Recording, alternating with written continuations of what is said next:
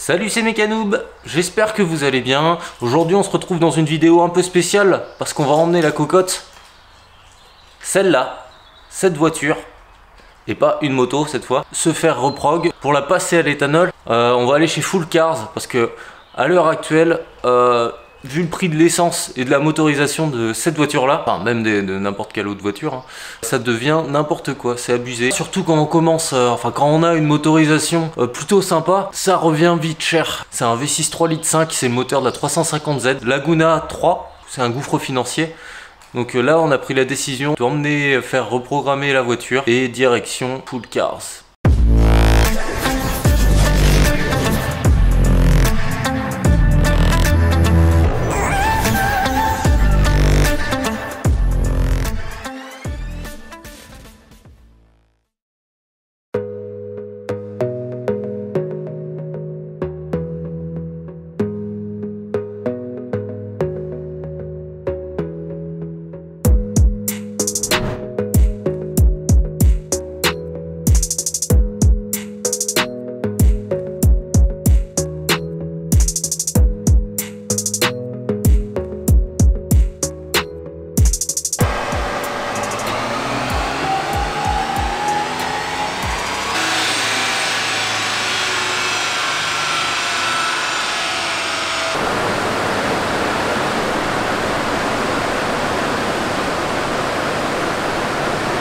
Donc là, qu'est-ce que tu vas faire?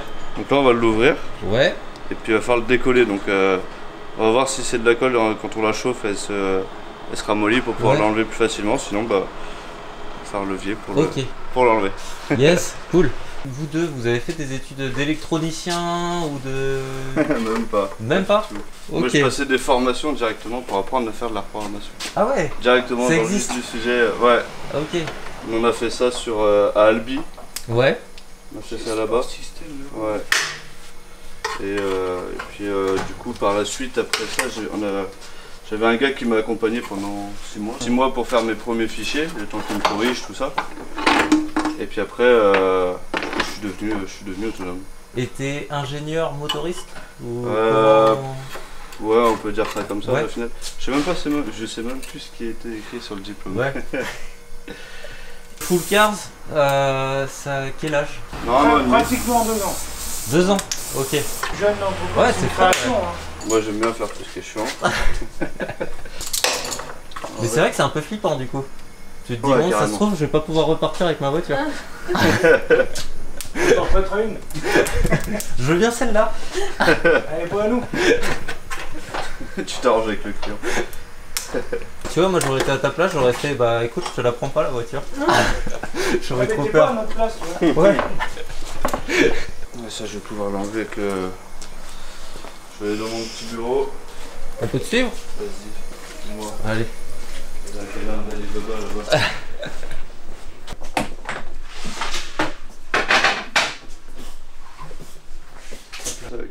Petit calculateur. Je le voyais pas si petit. Ah, Tu le vois ou pas là? ah oui. C'est là. Oh la vache. Donc c'est vraiment petit. Donc là les soudures ça va être ric-rac. Donc je vais voir si je peux pas me piquer dessus directement. En fait on a aussi tu vois, le petit système à broche comme ça. Ouais. Et je vais venir me piquer sur le calculateur en fait, tout simplement pas mal. comme ça. Ouais. Faut pas que je touche les trucs. Ça fait désordre un peu touche là. pas, hein. Ça fait un peu désordre. Ça reste pro quand même, non? Moi je trouve pas.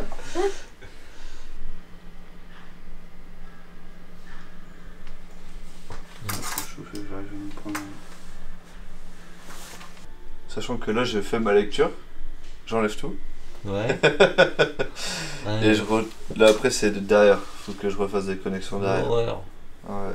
Le taf. Et la lecture, elle te permet de faire quoi en fait? Vraiment récupérer toutes les informations pour pouvoir sauvegarder donc, ce en que fait, tu disais en fait. Là ce que je fais, nous on a donc en fait je travaille avec un logiciel qui s'appelle le Race. Donc tout mon matériel vient de chez Jimmy Sport en Italie. Et en fait ce que je vais faire, je vais leur envoyer ma lecture au service technique qui vont me créer ce qu'on appelle un fichier DAMOS, fichier d'adressage. Pour te montrer un exemple, en fait moi ça me permet de gagner beaucoup de temps. Si tu veux, on va prendre un exemple tout con. Tiens, bah, samedi j'ai fait un Peugeot Expert. Je sais que c'est mon Peugeot Expert, donc ça c'était ce que j'ai fait. Et en fait, tu vois, ça te met une visualisation très simplifiée de ta cartographie. Avec en rouge, c'est ce qui est modifié en noir, non. Et en fait, du coup, si tu veux, truc tout bête, si je te prends cartographie, en fait, tu as tes limiteurs par rapport à tes tours minutes, ta quantité d'air injecté et tout ça. Et tu viens tout remodifier, tout réadapter si tu veux, toute ta cartographie. Là, c'est un moteur diesel, donc c'est complètement différent. Et sur la tienne, en fait, je vais faire. Là, entre midi et 2, tu vois, on va aller manger. Je vais leur dire, bah, donnez-moi un fichier comme ça. Donc, déjà, je vais avoir mes premières visualisations sur l'allumage, sur les facteurs d'enrichissement, tout ça. Et après, moi, je vais aller chercher derrière, en plus, pour les cartographies de démarrage, tout ça pour à froid, pour faire injecter plus la voiture. Ça, eux, ils nous les donnent pas. Donc, c'est à nous d'aller les chercher directement sur des visualisations un peu plus complexes, comme ça. Ah oui. Donc là, je vais chercher ça là-dedans.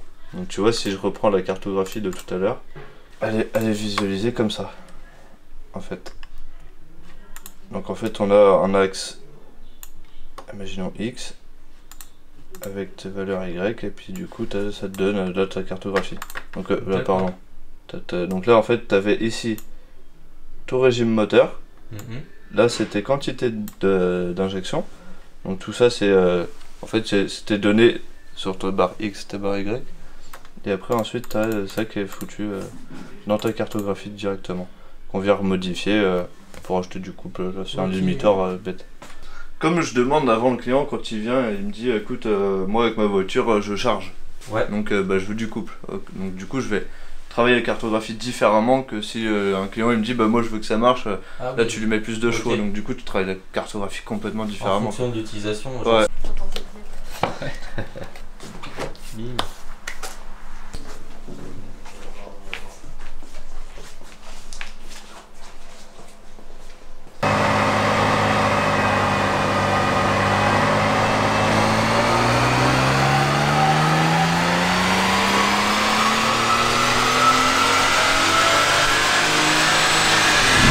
Tu vois, tu as des valeurs de rattrapage sur tu as déjà un petit peu regardé comment ça fonctionne? Non, pas du tout.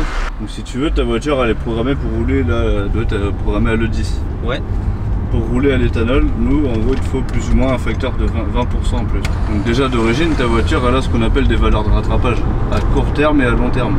Ok. Donc, en fait là tu vois c'est une tolérance en fait, c'est une plage qu'elle a d'enrichissement. Ouais, non bah en fait c'est genre si tu mets en fonction de l'été et de l'hiver, ton carburant il sera pas de la même qualité. D'accord. À partir de là, du coup, ta voiture va pouvoir s'adapter en fonction du carburant exact qu'il y a. Si tu mets plus de l'E10 ou du 98 par exemple, tu seras plus riche au 98, donc ta voiture elle va enlever du carburant pour avoir les bonnes valeurs lambda tout simplement. Et donc là, en fait, on a en live en plus. Voilà, bah, c'est ça. On les a. Donc en fait, nous, il faut que on ait plus ou moins un facteur d'enrichissement de 20%. Ok. Et donc tu as tes valeurs à long terme et court terme. Et tu vois, j'ai les bancs 1 et banc 2 pour chaque bande d'injection. Et c'est ta sonde lambda qui t'envoie ces infos? Voilà, exactement. Ok. Parce qu'après ça marche de la même manière avec le boîtier? Le boîtier, lui, il injecte. En fait, lui, il travaille différemment le boîtier. En gros, il a donc un facteur d'enrichissement, donc pareil, qui est réglé à 20%. Et après, pour les démarrages, il va injecter 20% sur un facteur de 2, sur un facteur multiplicateur de 2, donc 40% pendant, imaginons 10 secondes, quand il fait en dessous 20 degrés. Ouais, il agit sur la sonde de température d'air en fait. Température du compartiment moteur. Okay. Il a une sonde de température incorporée au boîtier en fait, qui gère ça. Donc la différence entre le boîtier et la reprogrammation, c'est que la reprog, s'il fait 20 degrés, imaginons je vais rajouter que 15% de plus. Tandis que s'il fait moins 40, je vais en ajouter, ça se trouve moins 60. Tu vois ce que je veux dire? Ouais. Tandis que le boîtier, lui, il aura toujours la même façon de travailler. C'est moins 20 et puis c'est tout. Dès que tu as fait la reprog éthanol, du coup tu tournes un petit peu avec, tu tires dedans, tu fais quoi? Je roule un petit peu, histoire de voir les adaptatifs, ce que ça donne. Donc ça là, en fait, les valeurs de rattrapage. Ensuite, je vais mettre mon éthanol.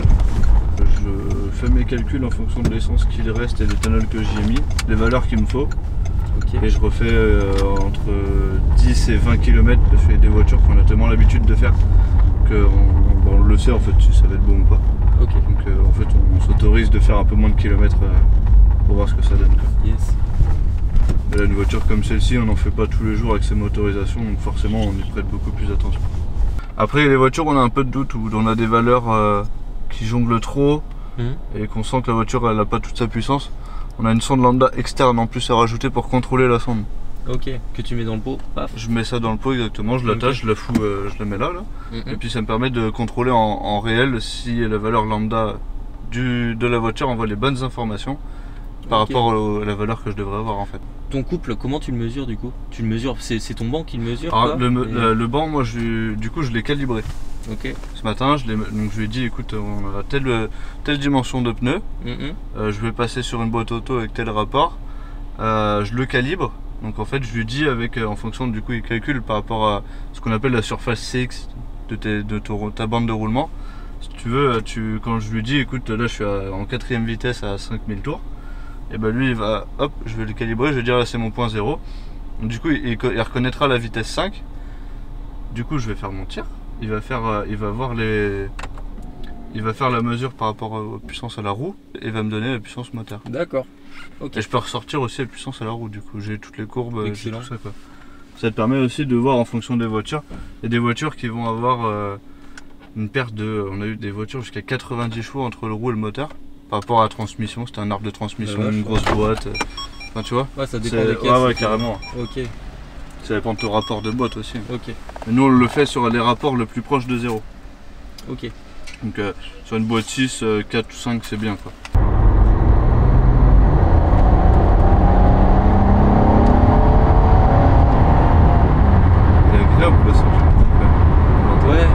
Ouais, ça ronronne.